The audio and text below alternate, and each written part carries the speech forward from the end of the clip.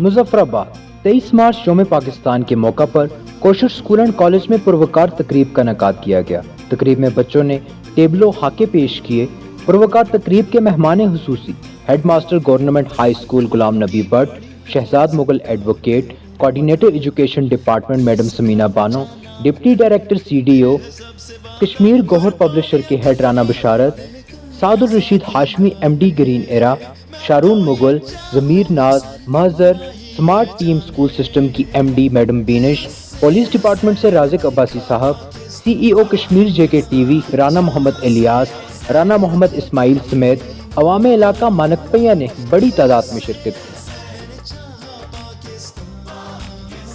تقریب میں کوشر school and college کے طلباء و طالبات نے ملی نغموں اور خاکوں کے ذریعے فوج پاکستان کو خراج تحسین پیش کیا۔ کشمیری عوام نے آج کے اس دن کے موقع پر اس عزم کا اعادہ کیا کہ نظریہ پاکستان کی حفاظت اور تکمیل پاکستان کے لیے اپنی جدوجہد جاری رکھیں گے۔ تقریب سے خطاب کرتے ہوئے MD Koshur school and college Nishad Ahmad Bhat نے کہا کہ ملک پاکستان کی سرحدوں کی حفاظت کرنے والے افواج پاکستان کے بہادر جوانوں کو خراج تحسین پیش کرتے ہیں۔ انہوں نے مزید کہا کہ کوشر اسکول اینڈ کالج کا یہ مشن ہے کہ نظریہ پاکستان کی حفاظت اور افواج پاکستان کی قربانیوں کو خراج عقیدت پیش کرتے رہیں گے۔